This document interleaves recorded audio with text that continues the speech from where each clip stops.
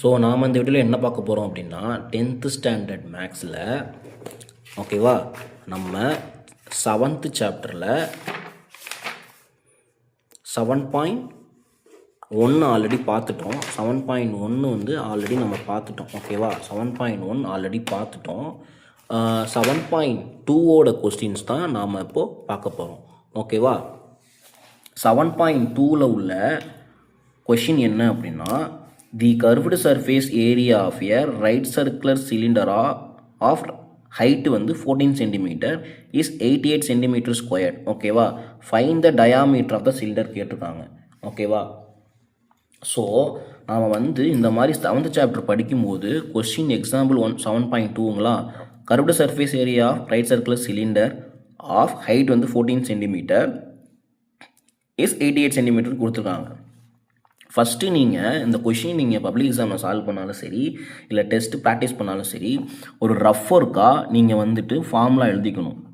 ஓகேவா பென்சில்லையோ பேனாலேயோ ஃபார்முலா வந்து இது வந்து சிலிண்டர் அப்படின்னு சொல்லிட்டாங்க. ஓகேவா சிலிண்டரோட வால்யூம் ஃபார்முலா என்ன, பை r²h.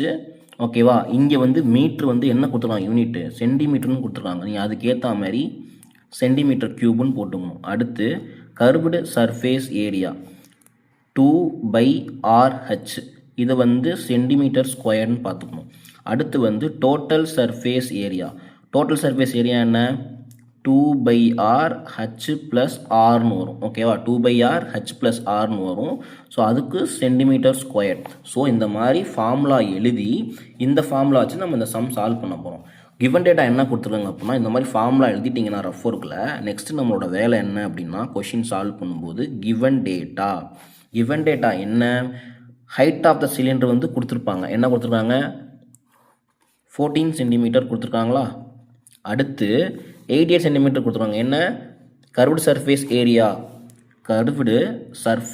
ஏரியா வந்து சிலிண்டருக்கு வந்து 88 சென்டிமீட்டர் ஸ்கொயர்னு கொடுத்துருக்காங்க. 88 சென்டிமீட்டர் ஸ்கொயர். நெக்ஸ்ட்டு வந்து பார்த்தீங்கன்னா நம்மளோட வேலை என்னென்னா, find the diameter of the cylinder. Find the diameter of the cylinder என்னன்னு கேட்டுருக்காங்க. நமக்கு இதன் டீட்டெயிலாக தெரிஞ்சுக்கோங்க. இதுதான் சிலிண்டர். ஓகேவா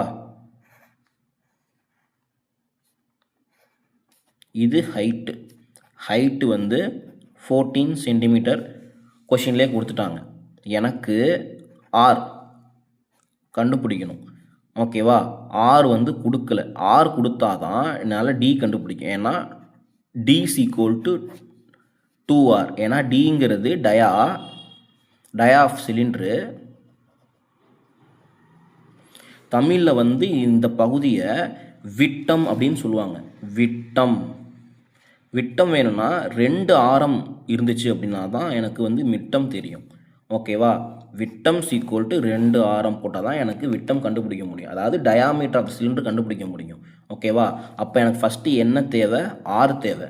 ஸோ அதை நம்ம எப்படி கண்டுபிடிக்க போகிறோம் அப்படின்னா, CSA ஆஃப் சிலிண்டர் வந்து என்ன அப்படின்னா 88 சென்டிமீட்டர் ஸ்கொயர்.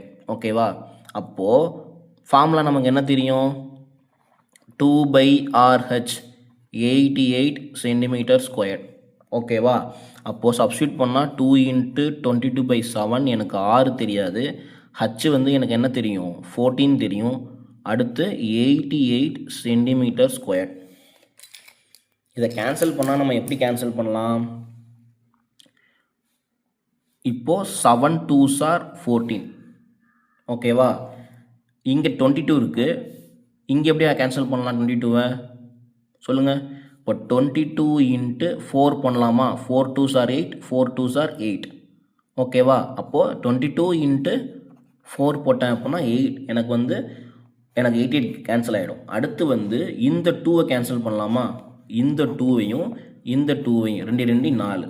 அப்போது ஓரன் 2. ஓகேவா அப்போ R = எனக்கு 1 சென்டிமீட்டர் இருக்குது. கரெக்டு தானா. ஸோ எனக்கு வந்து R = 1 சென்டிமீட்டர் இருக்குது. அப்போது எனக்கு வந்து என்ன ஆகும், R = 1 சென்டிமீட்டர் இருக்குது அப்படின்னா இப்போ வந்துட்டு டயாமீட்டர் 2r, அப்போ டிஸ் ஈக்குவல் டு 2 இன்ட்டு 1, அப்போ டிஸ் ஈக்குவல் டு என்ன வரும் எனக்கு 1 அப்படின்னு வரும், 2 வரும். ஓகேவா? ஏன்னா 2 1s are 2, அப்போ வந்து 2 சென்டிமீட்டர், அப்போது 2 சென்டிமீட்டர் வரும்.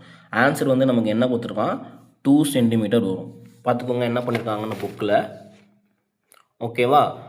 ஸோ இதுதான் அவங்க வந்து இப்படி கொடுத்துருக்காங்க. நீங்கள் இப்படியும் நீங்கள் வந்து சால்வ் பண்ணலாம். ஓகேவா? ஸோ நெக்ஸ்ட் வீடியோவில் பார்ப்போம்.